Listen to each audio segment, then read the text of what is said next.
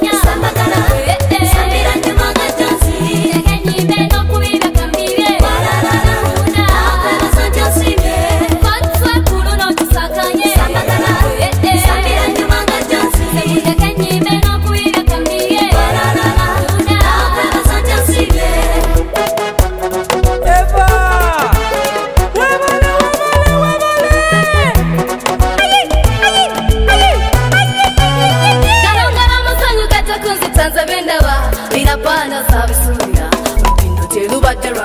cha mukamaika tata nsimye twani manjera mutandikwa banji bali mwana yewa wangula chosuke chochoni kungula impera y'abanyiki mungu wanguzi hey yeah obu wanguzi sisala mukama yasima n'abamusaba banjera wewe kwate katonda yagira wenyikira fuba dachiduli chalumojo sinze tokowa ngabosaba mukama katonda yamanye sawa awedde wesubi olulo lwali borencha walalalaleya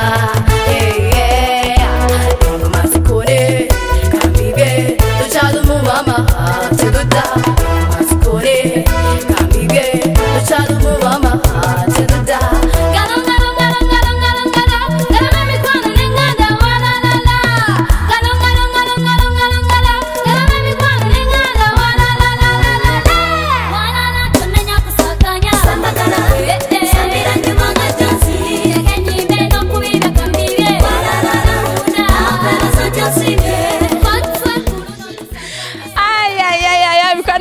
singa ebisere bisinga amazina atambula nagoye singa sigale kayo wakanze mbabulira kyenali bakoze simanyi nakumanya naye namazina ngeri jengale kayo sigenda kirwako ekyo ninga gensombyeko gamala tolaba gona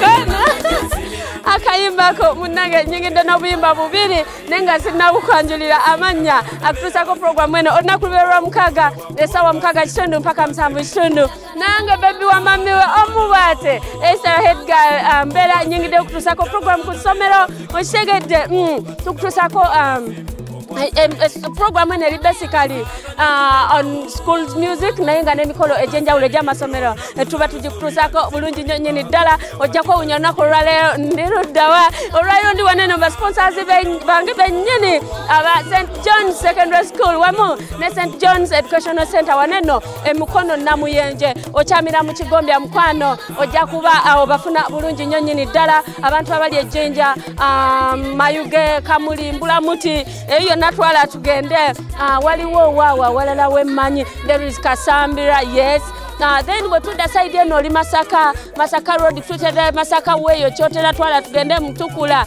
then abantu b'Emityana Semuto Luwero Mawale twala tugende leta omwana wo waneno ku St. John's Secondary School wamu ne St. John's Education Center aba primary gwetofayo boyina abana babiri wa primary no secondary dotya section zonna tuzina lwakuba ne nursery baji stopinze muko katono nenga ne nursery section nayo tubadde tujirina oshegedde nenga natandise n'obuyimba bubiri obwo tanse nakayimba nga kagamba tegeka omwana nga kavudde wali eri ku Broadway High School awo Kawempe ate nenziza nenyigira nakayimbako nga kagamba mujaguzo andiba mujaguze gaye gwenono aliba ensonga akono kavudde wali eri ku God's Way High School wali Kagoma Murecho mbatumiddeko mwenna batoba nange abali awo ku God's Way director wamne HM staff yo mbagambe mbatumiddeko nyini ddala nange olwayo ojja kwebuuza St. John's balina woche bali mu blessing bali mu kusabira abana aba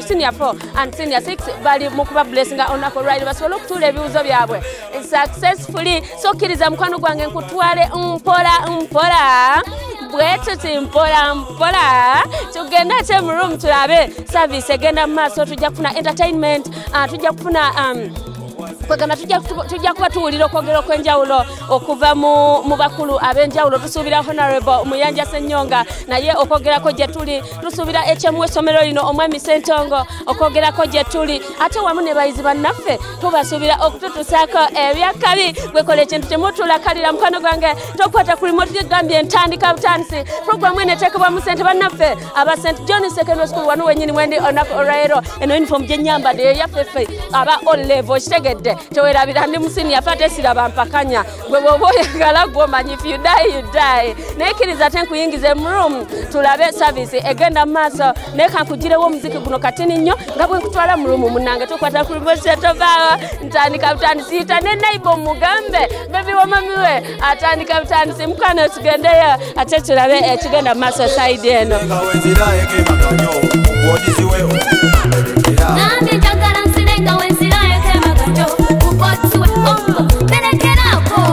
Zinenga wenzira ege makanyo Ojiziwe omukoma perekera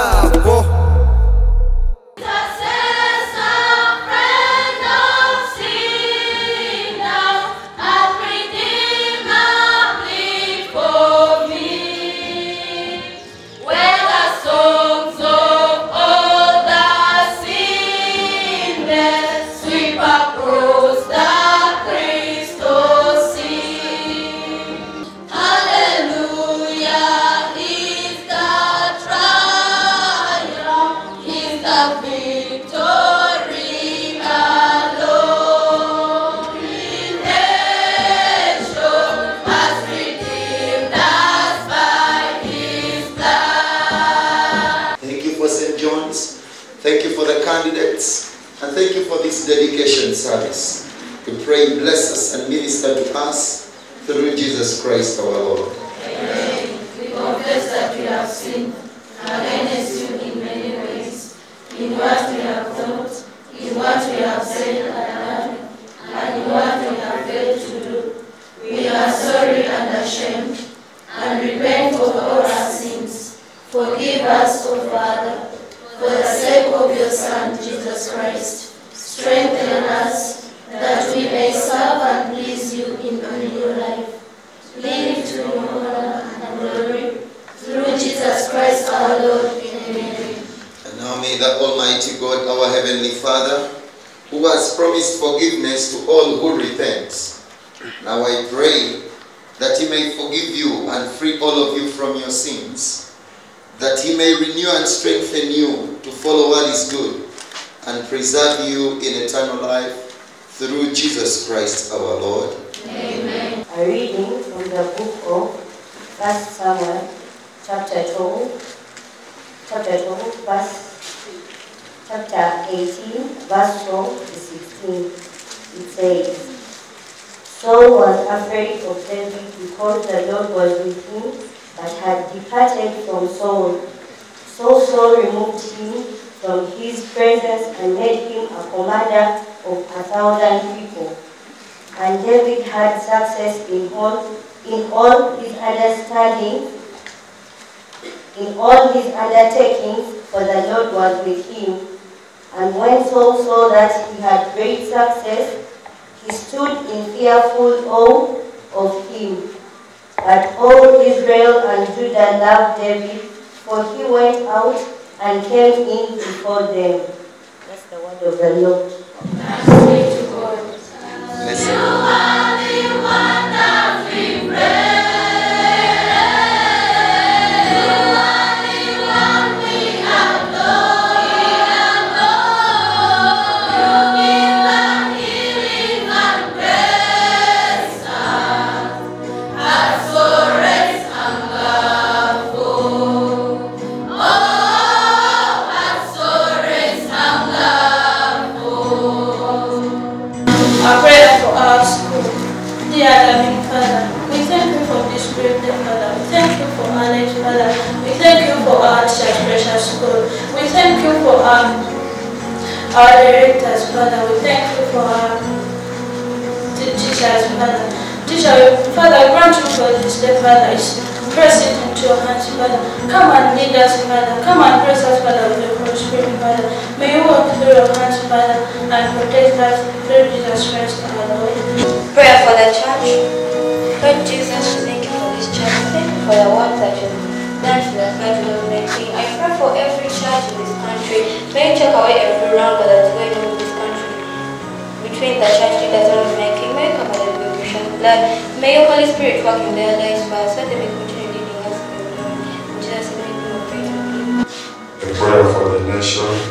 Heavenly Father in heaven, we dedicate this country, Uganda, into your hands, Father. Father, we put them all into your hands, Father, that may do in them as they are doing in this country. Because we know if they do it very well, we shall also be well, and the country will also stable as well, Father.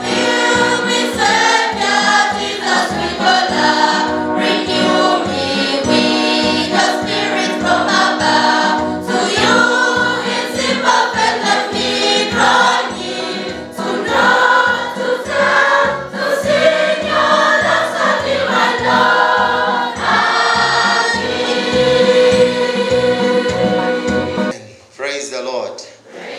Can we give the Lord a clap of praise? Hallelujah. If you're a candidate, turn to somebody and tell them whether you like it or not, I will greatly succeed.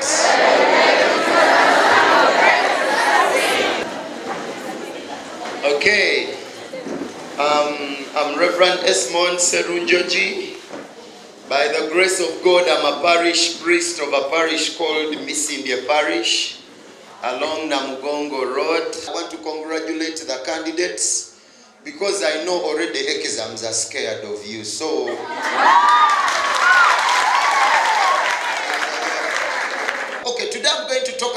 greater success. Greater what? Success. Okay, 1 Samuel chapter 18 from verse 12. Let's read only verse 12. Saul was afraid of David because the Lord was with David that had abandoned him. Okay, Saul was afraid of David. Why? Because the Lord had departed from Saul and then had fallen into a good covenantal relationship with who? With David. And so, verse 13 says, so Saul sent him away and put him in command of 1,000 men. David led his men in battle. David led these men in what? In battle. Okay, verse 14. And he was successful in all he did what? Because the Lord was with him. Now, I want to declare today that now this school chose to make God number one. You shall succeed in everything you do. Whether you have a mother or not, whether you grew up as an orphaned child or not, when God says you will succeed, nothing is going to stop you from succeeding. I want to tell you, being in secondary school is one of the greatest steps that is gearing you towards stepping into the success that God has in stock for you. The world is so crazy. Keep focused. The world is so crazy. Keep focused where you're going.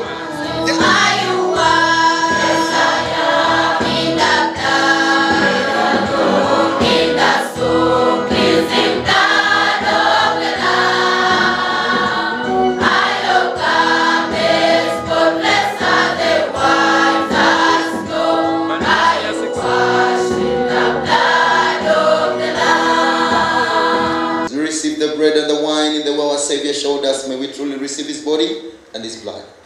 Because on the night our Heavenly Father was betrayed, take and eat, this is my body, which is given for you. Do this in memory of me. And after supper, he took the cup. And after giving thanks, he gave to his disciples, saying, drink this, all of you. This is my blood of the new covenant, which is shed for you and for many.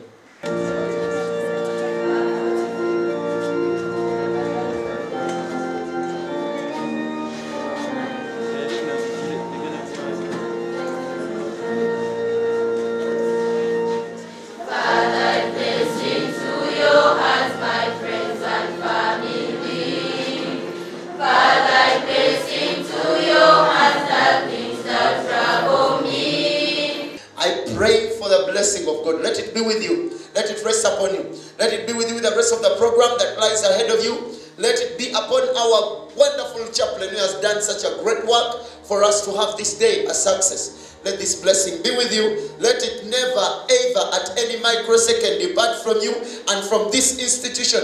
As the Lord keeps you, as the Lord protects you, as the Lord helps you to make it, as the Lord favors you, as you celebrate his goodness today, until the time you shall write your exams, until the time of the reporting back of the results, that will be smiling and rejoicing and grateful throughout.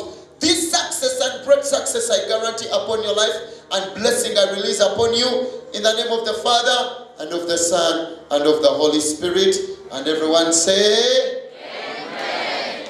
Whenever you stick on your dream and you know what you want, you will always be a successful person. I don't want to see you, mainly you girls, getting pregnant before the age of 25, producing unwanted children. Don't get overexcited. Hide in darker corners. Start taking beers while the other one is taking you out is taking water. To see you getting drunk and just pulls a fool. Omuntu wasoma magezi g'abasomye gamuyamba okuyimirizaawo obulamu bwe ne bwaba tafunye muki mulimo. You get me? Amannya yenze Muyanja Johnson, ndi musomesa omutendeke ate era omuzadde. Ensobi y'abaana okulya fees omusango ngusa ku bazadde. Bano abaana basanga ebizibu. Kati gwe ne bw'onaamukuba n'omugamba tuula oba oyongera ekizibu ku famire yo kyotali badde nakyo.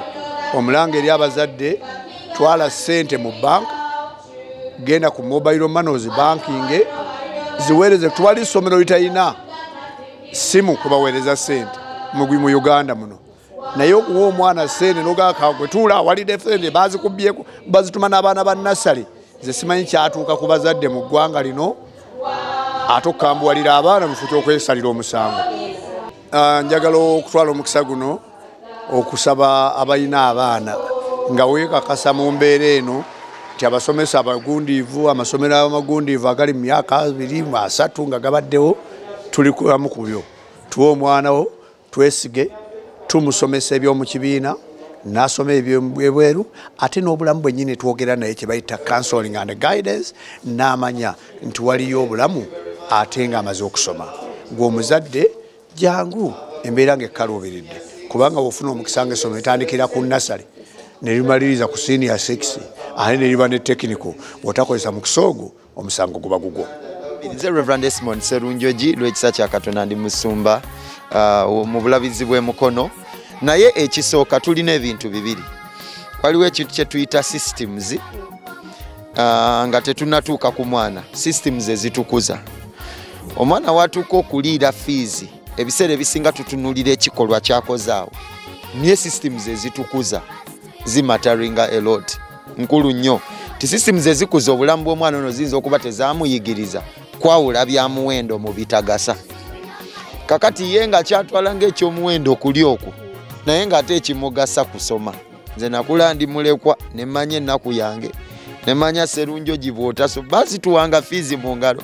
Ate anko waffe Edmund Sekafuwa yazituwanga n'atugamba ezo zizo, oba ozirya, oba ozikuba mu kiraabu, oba ozikola ki ng'agamba nkuwadde nga takkiriza kusasulira mwana fees. Naye bwe yazituwa twaziwangayo ku ssomero. Kitegeeza system yatushapinga okwawula eby'omuwendo mu bitagasa.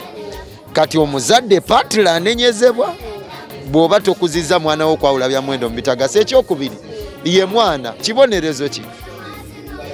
Gwe kennyini ekisooka oba weebonereza. Kuba kati nze kyekisooka, kati omuntu we yeebonerereza abamubonereza nabo tuwagira bawagire. Buli alina ky'osobola okubonereza ayagala okwebonereza bonereza. Kubanga buli lw'oba ng'olidde fees obwo bwe bubbi obusoose. Ekyokubiri ogenda kubonyaabonya bano abeewaddeyo bano okubeera ku TV yo ng'obalaba gwe kizibu gye bali.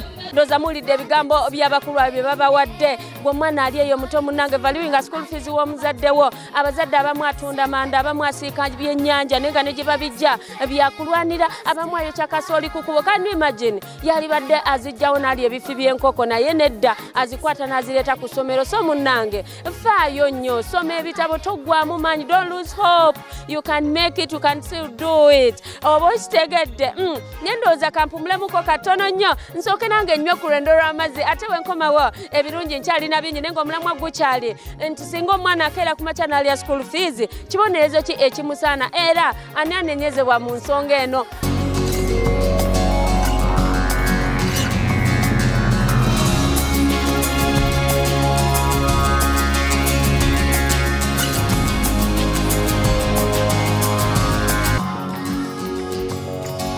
ebaire kutuusibwako Ubutino taira mukweraliikirira anti St. John's Secondary School ni St. John's Education Center n'ekyokwira mukyo tulina O ni A-level tusomesa arts ni sciences okumana ebisingawo kuba ku noti 772 997 777 St. John's Secondary School ni St. John's